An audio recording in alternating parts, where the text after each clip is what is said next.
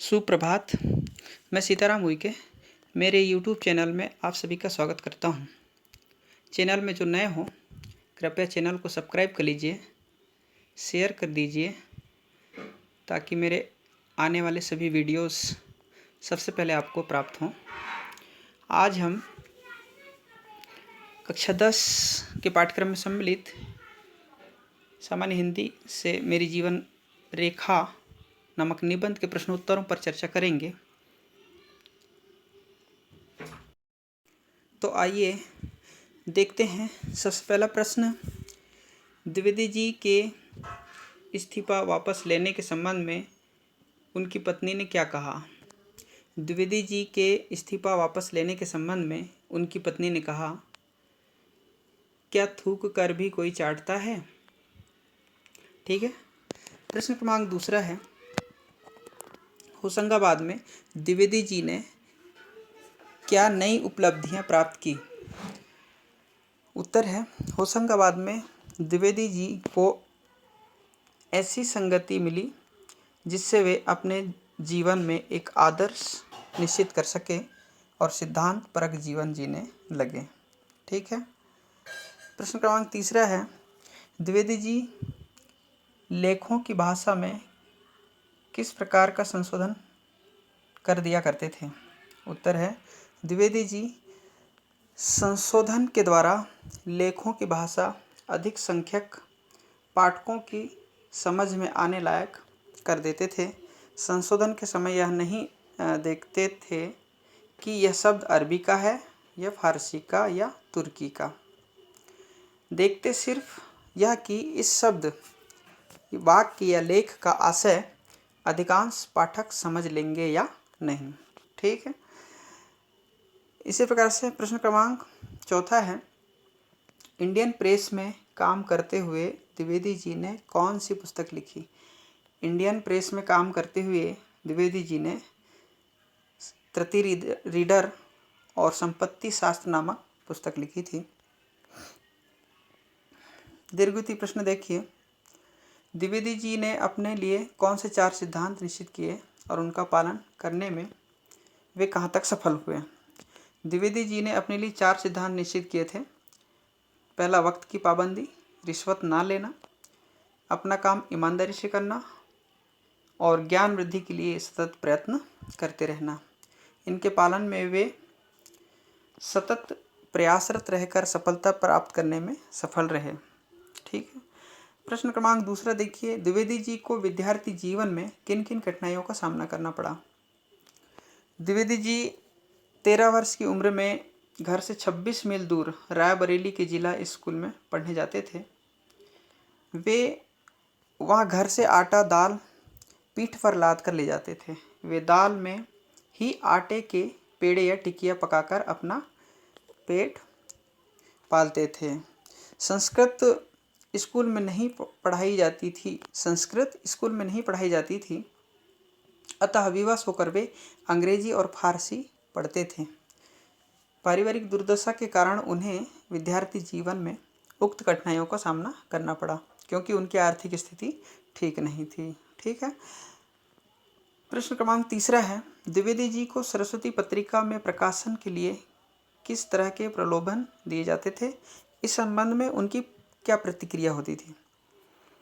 द्विवेदी जी को सरस्वती पत्रिका के संपादन के समय निम्नलिखित प्रलोभन दिए जाते थे।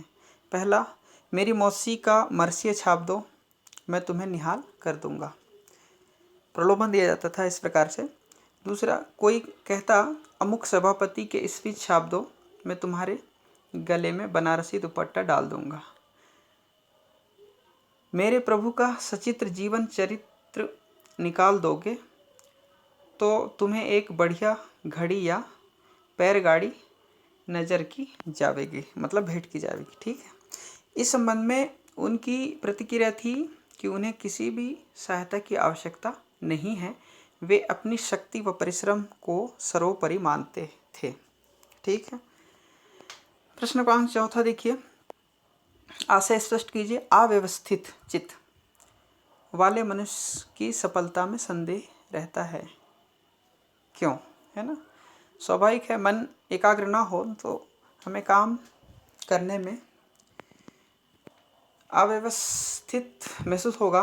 मन की एकाग्रता के अभाव में मनुष्य सदैव अस्थिर बना रहता है, जिसके कारण व्यक्ति सफलता पाने में संदेह व्यक्त करता है। ठीक है, वह सफल नहीं हो पाता। अतः मन को व्यवस्थित कर एक कार्य में ही मन लगाना चाहिए। यही सफलता प्राप्ति का साधन हो सकता है। ठीक है, आगे देखिए ग्रामर व्याकरण भाग में विलोम शब्द आपको लिखना है। अल्पज्ञ का बहुज्ञ हो जाएगा, सतपथ का कुपथ, अनुकूल का प्रतिकूल, जीवन का मरण, विद्वान का मूर्ख, कृतज्ञ का कृतघ्न। पर्यायवाची शब्द सरस्वती को देवमाड़ी, वाग्देवी, शारदा भी बोलते हैं।